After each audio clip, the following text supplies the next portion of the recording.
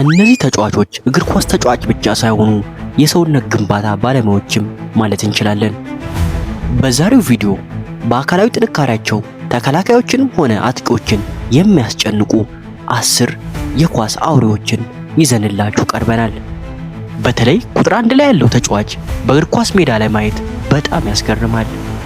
ምክንያቱም ይህ ተጫዋች ከፈለገ በአንድ ቡጢ ፌንት ያስነቅላል፣ ከፈለገም ደግሞ በአንድ ዙር መልበሻ ክፍል ውስጥ ወርውሮ መክተት የሚችልም ትልቅ ግዙፍ ተጫዋች ነው። እነዚህን 10ሩን ተጫዋቾች ለማየት ዝግጁ ናችሁ? እንግዲያውስ ቪዲዮውን ላይክ አድርገን እንጀምረዋለን። 10ኛ ቨርጂል ቫን ዳይክ። ይህ የሊቨርፑል ተጫዋች በዚህ ዝርዝር ውስጥ የሚያስገባው ግዙፍነቱ ብቻ ሳይሆን ተፈጥሯዊ የሆነ የመሪነት ቁመናው ነው። ቫን ዳይክ በአየር ላይ የሚደረጉ ኳሶችን የማይሸነፍ ተጫዋች ነው። ረጅምና ጠንካራ እግሮቹ ተቃዋሚ አጥቂዎችን እንዳያልፉት እንደ አጥር ያገለግላል። የሱ ጥንካሬ የሚመጣው ከትክክለኛው አቋቋሙ እና ከረጋ አካላዊ ብቃቱ ነው። አጥቂዎቹ እሱን ለማለፍ ሲሞክሩ ልክ እንደ ድንጋይ ግንብ ነው የሚሆንባቸው። 9ኛ ሮሜሎ ሉካኩ። ታንኩ ሉካኩ በሚል ቅጽል ስም የሚታወቀው ይህ ተጫዋች የአሜሪካን ፉትቦል ተጫዋቾችን ነው የሚመስለው። ቁመቱ 1.90 ሜትር ሲሆን ክብደቱ ደግሞ 93 ኪሎ ግራም በላይ ነው። ሉካኩ ገና በ16 ዓመቱ ነበር የአዋቂ ሰው ጥንካሬ የያዘው የነበረው። በሜዳ ላይ ተከላካዮችን በጀርባው የመሸከም ልዩ ችሎታም አለው። ለክብደቱና ለጡንቻው ጥንካሬ የሚመጥን ከፍተኛ ፕሮቲንና የካርቦሃይድሬትም አመጋገብን ይከተላል።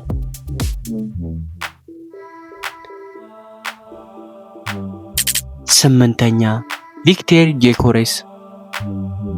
ይህ አዲሱ የአርሰናል አጥቂ ስዊድናዊ ሲሆን በአሁኑ ሰዓት በጎል አግቢነቱ ብቻ ሳይሆን ተከላካዮችን በጉልበቱ በማንገላታት ይታወቃል። ጊዮኬሬስ ልክ እንደ ራግቢ ተጫዋቾች አይነት ሰፊ ትከሻና ጠንካራ ደረት አለው። ራሱ እንደገለጸውም አካላዊ ጥንካሬ የጨዋታዬ ትልቁ ክፍል ነው ብሏል። በቤት ውስጥ ባለው የግል ጂም በየቀኑ የጥንካሬ የፍጥነትና የማጋገሚያ ስራዎችን ይሰራል። በተለይ ፈጣን ግፊት ለመጨመር የሚረዱ ክብደቶችንም ያነሳል። 7ኛ ዊሊያም ሳሊባ። የአርሰናሉ ግንብ የሚል ቅጽል ስም ተሰጥቶታል። ሳሊባ በአሁኑ ሰዓት በአውሮፓ ውስጥ ካሉ ምርጥና ጠንካራ ተከላካዮች አንዱ ነው። ቁመቱ 1.92 ሜትር ሲሆን ክብደቱ ደግሞ 85 ኪሎ ግራም አካባቢ ነው። ሳሊባ ኤሌጋንት ዲፌንደር ወይም የረቀቀ ተከላካይ ቢባልም በአካል ንክኪ ግን እጅግ አስፈሪ ነው። በተለይ የታችኛው የሰውነቱ ክፍል ወይም ሌግ ስትሬንግዙ በጣም ጠንካራ በመሆኑ አጥቂዎች በቀላሉ ሊገፉት አይችሉም። በጂም ውስጥ ከፍተኛ የሆነ የባላንስና የኮር ልምምዶችንም ያደርጋል።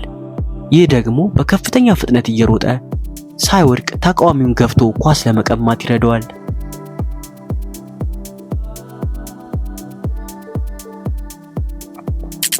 6ኛ አንቶኒዮ ሩዲገር።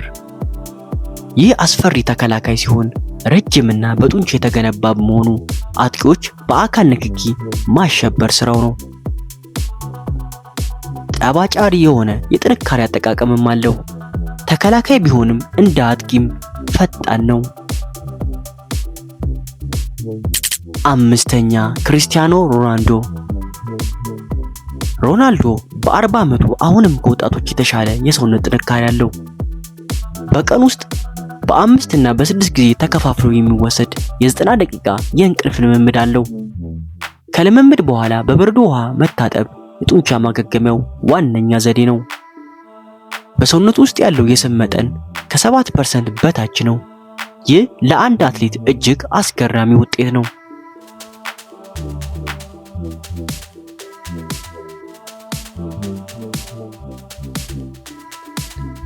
4ኛ መሐመድ ሳላ። የግብፁ ንጉስ ተብሎ የሚጠራው ተጫዋች ቅርጽ ሰውነት ካላቸው ተጫዋቾችም ግንባር ቀደም የሚመደብ ነው። ከክብደት ማንሳት በተጨማሪ ፒላትስና የዮጋ ልምምዶችን ያዘወትራል። ይህ ደግሞ ጡንቻው ጠንካራ ብቻ ሳይሆን ተለዋዋጭ እንዲሆንም ይረዳዋል። ምንም አይነት አልኮል አይጠጣም። ከፍተኛ ጥራት ያላቸውንም አትክልቶችና ፕሮቲኖችን ብቻ ነው የሚመገበው።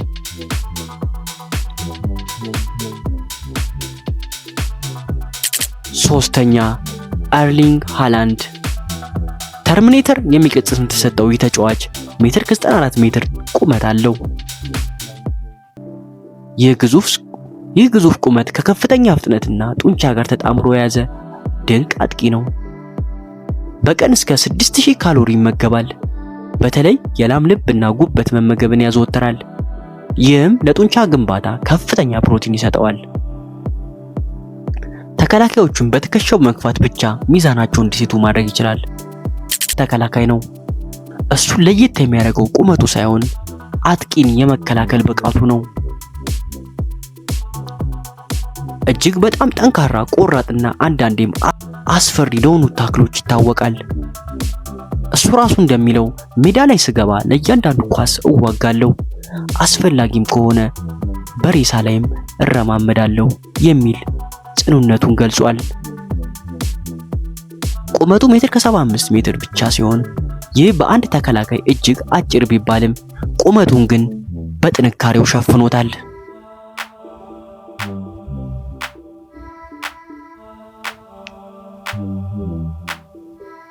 እሱ ሜዳ ውስጥ ሲገባ ልክ እንደ ፒትቡል ውሻ ተቃዋሚዎቹን በቅርብ ርቀት በመከታተል ፋታ አይሰጣቸውም።